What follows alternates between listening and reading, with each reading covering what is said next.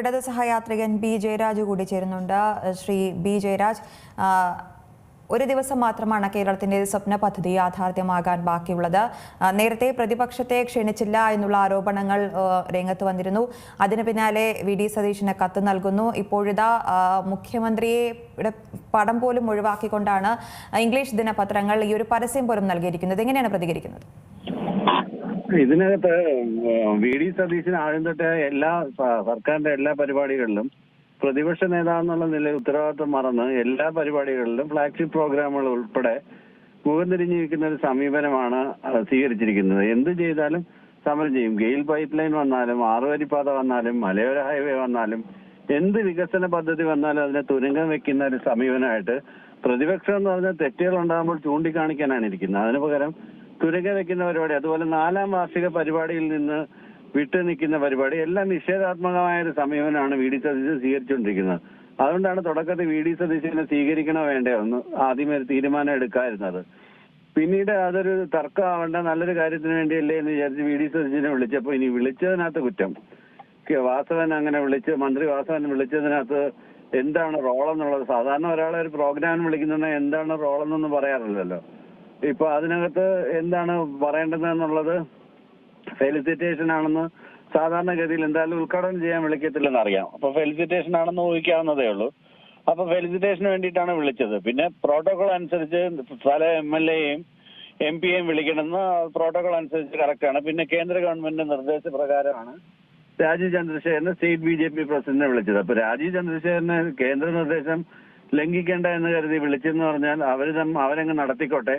BJP-യും CPM കൂടെ നടത്തുന്ന ഒരു പരിപാടിയാണ്. പിന്നെ ഇത് ഉമ്മൻചാണ്ടി തുടങ്ങി വെച്ച പരിപാടിയാണ്. അതുകൊണ്ട് ഉമ്മൻചാണ്ടിക്കാണ് ഇതിന്റെ ക്രെഡിറ്റ് മൊത്തം അവകാശപ്പെട്ടത്. ഈ സർക്കാർ 2 പ്രളയങ്ങളെ അതിജീവിച്ചു, കോവിഡിനെ അതിജീവിച്ചു, ഇവരുടെ തമ്മിലുള്ള ധാരണയെ അതിജീവിച്ചു, ഫണ്ട് അനുവദിച്ചു. പിന്നീട് അധികം വർക്കിന് വേണ്ടിയിട്ടുള്ള കേന്ദ്രത്തിൽ നിന്ന് ലോണായിട്ടാണ് വന്നത്. നമുക്കല്ലാതെ പൈസ കേന്ദ്ര ഫണ്ട് അനുവദിക്കുകയല്ല ചെയ്തത്. അങ്ങനെ വരെ ഈ പദ്ധതിയെ ശ്വാസം മുട്ടിക്കാനായിട്ട് നിർമ്മല സീതാരാമൻ അടക്കമുള്ള ആളുകൾ ശ്രമിച്ചപ്പോൾ നമ്മൾ പിടിച്ചു നിന്ന് നിശ്ചയദാർഢ്യത്തോടു കൂടി ഒരു പദ്ധതി നടപ്പിലാക്കി പൂർത്തീകരിക്കുന്നു എന്ന് പറഞ്ഞാൽ അത്ര നിസ്സാരമായ കാര്യമൊന്നുമല്ല. ഇതൊന്നും കാണാതെ ഇതെല്ലാം ഉമ്മൻചാണ്ടി തറക്കല്ലിട്ടുകൊണ്ടാണ് ഏത് പരിപാടി. ഈ അടുത്ത സമയത്ത് ഞാൻ ഒരു ചർച്ചയിൽ പോയപ്പം 3 വർഷം മുമ്പ് ഉണ്ടാക്കിയ ഒരു multi speciality eye care centre ഉണ്ട് നമ്മുടെ കണ്ണാശുപത്രിയുടെ, തിരുവനന്തപുരത്ത് കണ്ണാശുപത്രിയുടെ ഓപ്പോസിറ്റ്.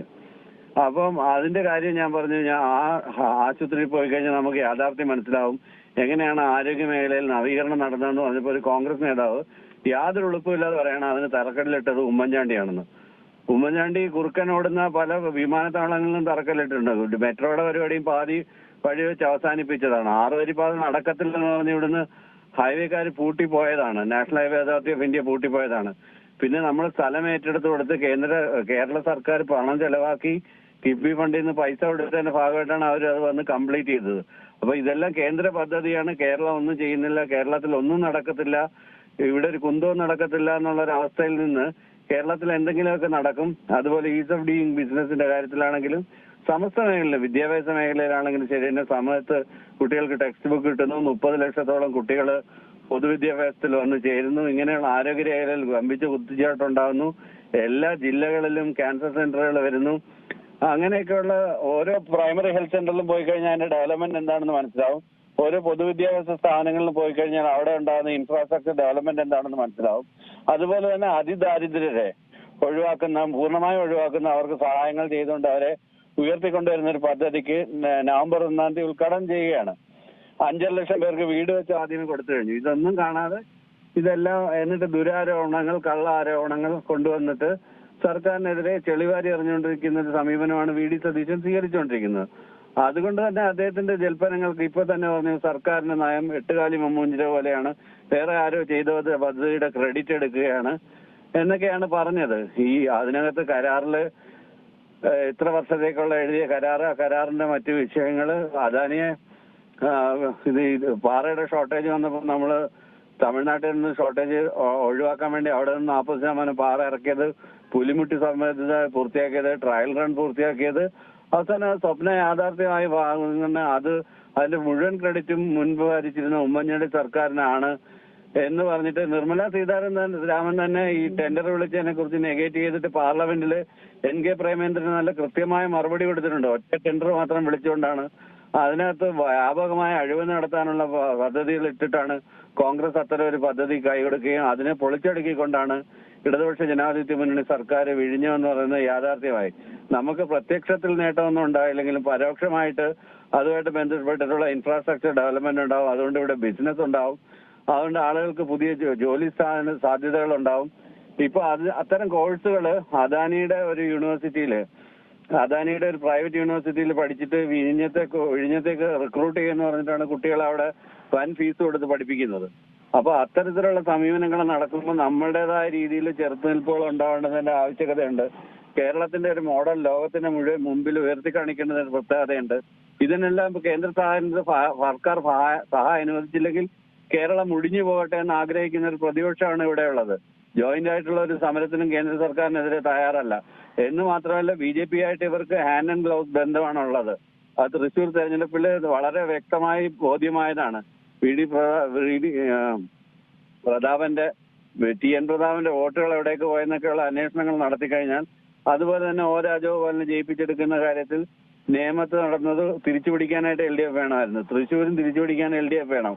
അപ്പം BJPയുമായി ഇവർക്ക് ഇപ്പം കോൺഗ്രസ് പ്രസിഡന്റ് K സുധാകരൻ തന്നെ പറയുണ്ടായി, BJP ആവുന്നതിന് എനിക്ക് വലിയ താമസമൊന്നും ഇല്ല എന്ന് വളരെ വ്യക്തമായ ഒരു ഇന്റർവ്യൂവിൽ അദ്ദേഹം പറയുണ്ടായി. അപ്പൊ അതുപോലെ അവസരങ്ങൾ തേടി അവർ ഏത് ആരുമായിട്ട് വേണമെങ്കിലും, ഏത് ജഗത്താനുമായിട്ട് വേണമെങ്കിലും, അത് ജമാഅത്ത് ഇസ്ലാമി ആയിക്കോട്ടെ മറ്റ് വർഗീയ സംഘടനകളായിക്കോട്ടെ, അവരൊക്കെ ആയിട്ട് കൂട്ടിച്ചേരുന്നതിന് ഒരു ഉളുപ്പുമില്ലാത്തൊരു മുന്നണിയാണ് ഐക്യജനാധിപത്യം. അതുപോലെ തന്നെ ഐക്യവും ഇല്ലാത്തൊരു മുന്നണിയാണ് ഐക്യജനാധിപത്യ മുന്നണി. അവിടെ ലീഡർഷിപ്പ് കഴിഞ്ഞ ദിവസം ഒരു DCC ഉദ്ഘാടനത്തിന്റെ ഓഫീസ് ഉദ്ഘാടനത്തിന് നാട മുറിച്ചപ്പം അവിടെ നേതാക്കന്മാർ കിടന്ന് തള്ളുന്നത് സോഷ്യൽ മീഡിയയിലൊക്കെ വലിയ വാർത്തയായതായിരുന്നു.